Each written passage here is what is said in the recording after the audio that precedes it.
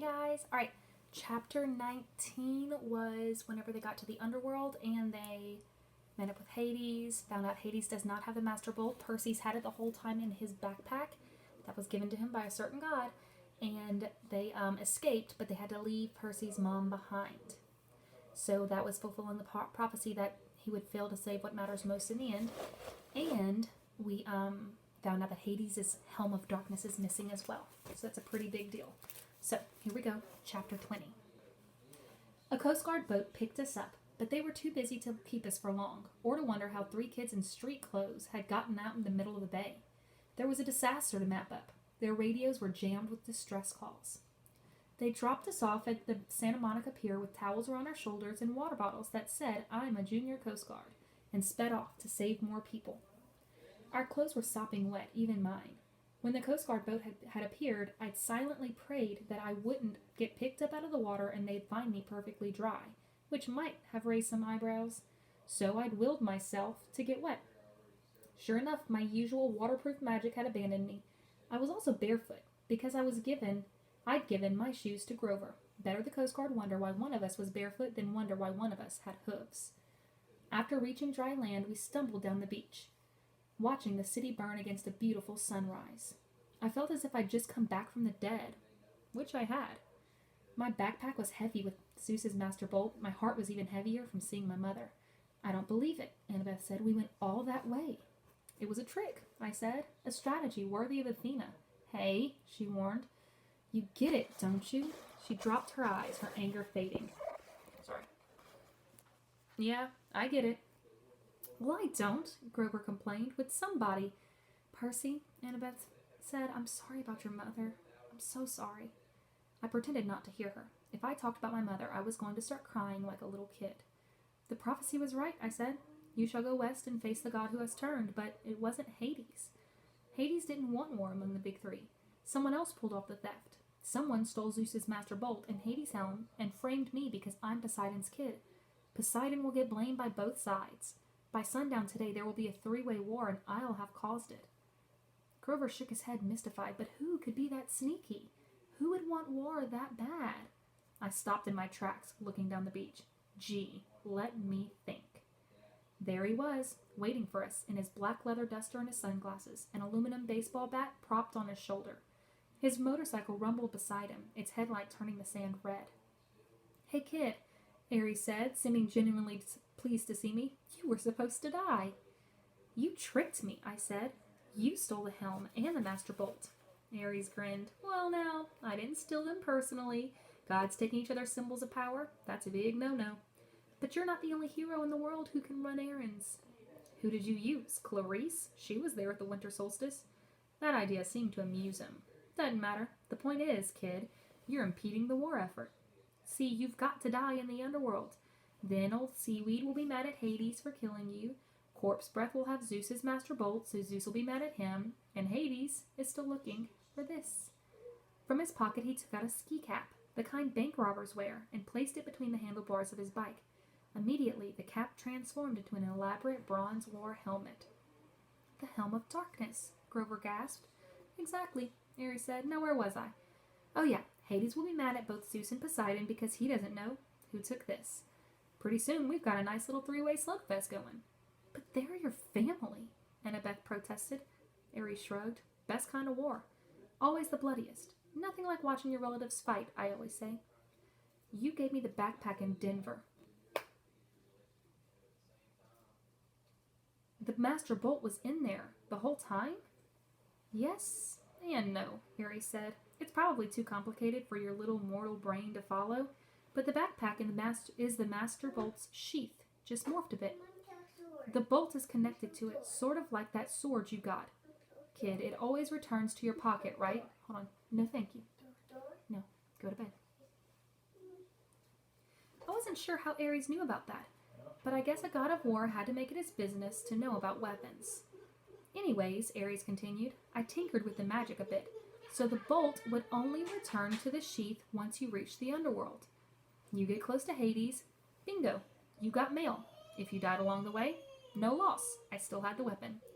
"But why not just keep the Master Bolt for yourself?" I said. "Why send it to Hades?" Ares got a twitch in his jaw. For a moment, it was almost as if he were listening to another voice deep inside his head. Why didn't I? Yeah. With that kind of firepower? He held his trance for a second, 2 seconds. I exchanged nervous looks with Annabeth. Ares' face cleared. I didn't want the trouble. Better to have you caught red-handed holding the thing. You're lying, I said. Sending the bolt to the underworld wasn't your idea, was it? Of course it was. Smoke drifted up from his sunglasses as if they were about to catch fire. You didn't order the theft, I guessed. Someone else sent a hero to steal the 2 items. Then, when Zeus sent you to hunt him down, you caught the thief.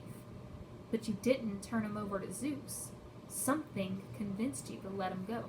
You kept the items until another hero could come along and complete the delivery.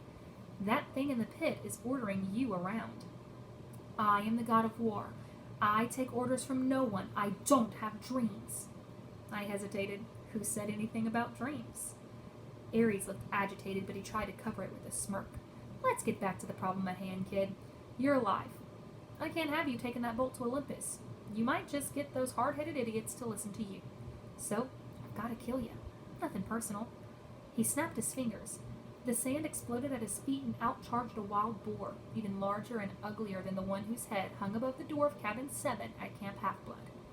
The beast pawed the sand, glaring at me with its beady eyes as it lowered its razor-sharp tusks and waited for the command to kill. I stepped into the surf. Fight me yourself, Ares. He laughed, but I heard a little edge to his laughter, an uneasiness. You've only got one talent, kid. Running away. You ran from the Chimera, you ran from the underworld. You don't have what it takes. Scared? In your adolescent dreams? But his sunglasses were starting to melt from the heat of his eyes. No direct involvement. Sorry, kid, you're not on my level. Annabeth said, Percy, run! The giant boar charged. But I was done running from monsters, or Hades, or Ares, or anybody. As the boar rushed me, I uncapped my pin and sidestepped. Riptide appeared in my hands. I slashed upward. The boar's severed right tusk fell at my feet, while the disoriented animal charged into the sea. I shouted, Wave! Immediately, a wave surged up from nowhere and engulfed the boar, wrapping around it like a blanket. The beast squealed once in terror, then it was gone, swallowed by the sea. I turned back to Ares. Are you going to fight me now, I asked, or are you going to hide behind another pet pig? Ares' face was purple with rage. Watch it, kid. I could turn you into a cockroach, I said, or a tapeworm. Yeah, I'm sure. That would save you from getting your godly hide whipped, wouldn't it? Flames danced along the top of his glasses. Oh man, you are really asking to be turned into a grease spot. If I lose, turn me into anything you want. Take the bolt. If I win, the helm and the bolt are mine, and you have to go away. Ares sneered. He swung the baseball bat off his shoulder. How would you like to get smashed, classic or modern? I showed him my sword. That's cool, dead boy, he said. Classic it is. The baseball bat changed into a huge 2-handed sword. The hilt was a large silver skull with a ruby in its mouth. Percy, Annabeth said, don't do this. He's a god.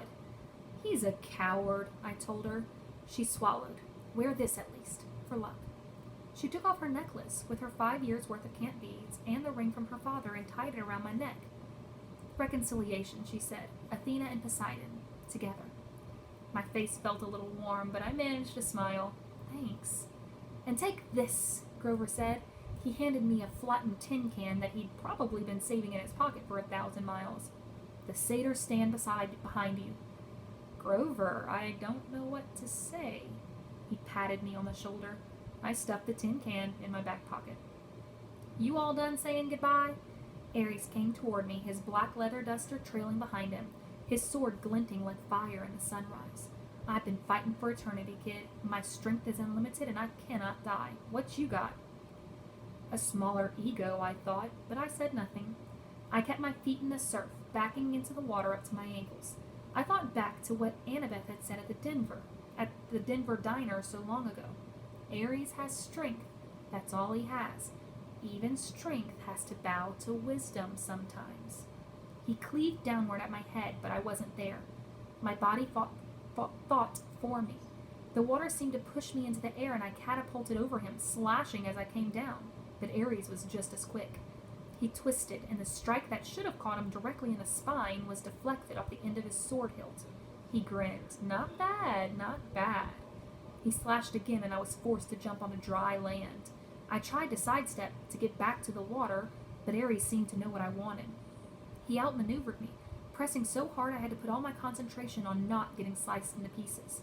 I kept backing away from the surf. I couldn't find any openings to attack. His sword had a reach several feet longer than Anaklusmos. Get in close, Luke had told me once, back in our sword class. When you've got the shorter blade, get in close. I stepped inside with a thrust, but Ares was waiting for that. He knocked my blade out of my hands and kicked me in the chest.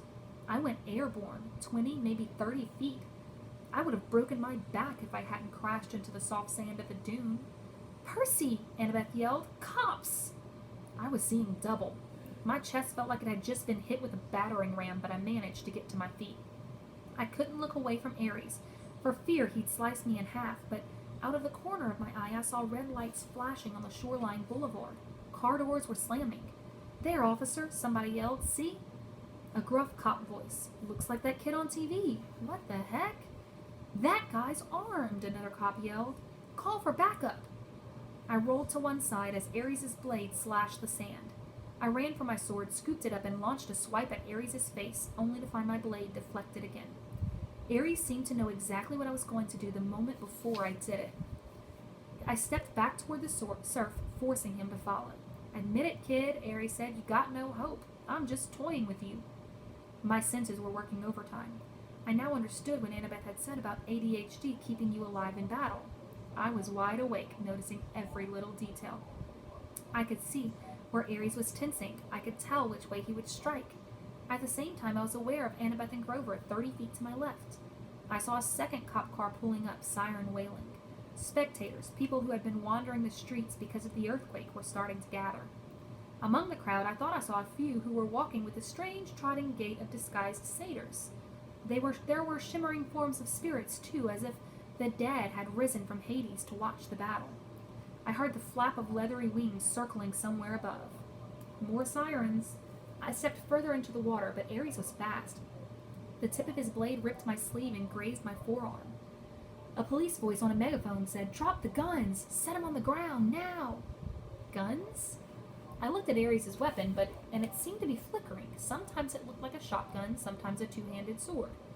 I didn't know what the humans were seeing in my hands, but I was pretty sure it wouldn't make them like me. Ares turned to glare at our spectators, which gave me a moment to breathe.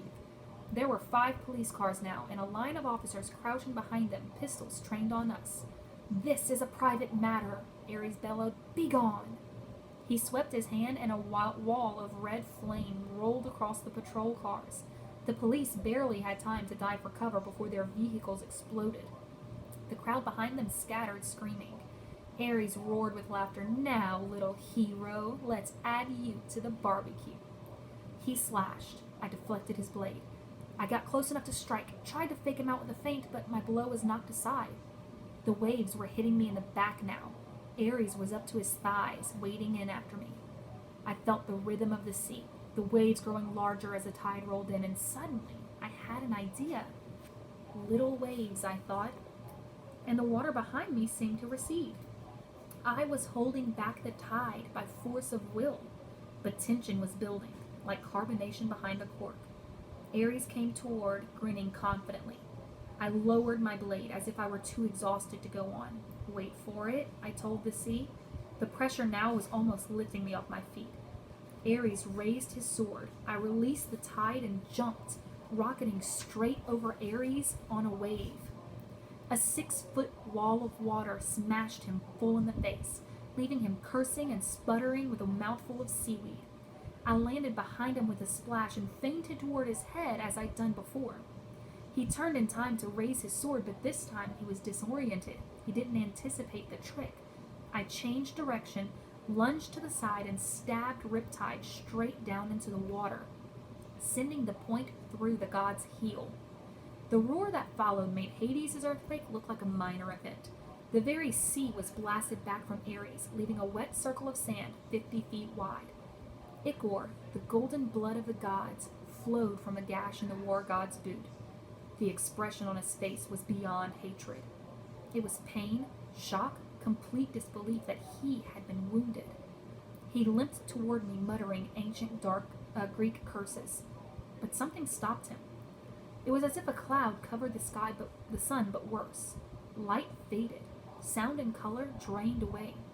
A cold, heavy presence passed over the beach, slowing time, dropping the temperature to freezing and making me feel like life was useless, fighting was useless. The darkness lifted. Ares looked stunned. Police cars were burning behind us. The crowd of spectators had fled. Annabeth and Grover stood on the beach in shock, watching the water flood back around Ares' feet, his glowing golden ichor dissipating in the tide. Ares lowered his sword. "You have made an enemy, godling," he told me. "You have sealed your fate. Every time you raise your blade in battle, every time you hope for success, you will feel my curse. Beware, Perseus Jackson, beware." His body began to glow. "Percy," Annabeth shouted, "don't watch." I turned away as the god Ares revealed his true immortal form. I somehow knew that if I looked, I would disintegrate into ashes. The light died. I looked back. Ares was gone. The tide rolled out to reveal Hades' bronze helm of darkness. I picked it up and walked toward my friends.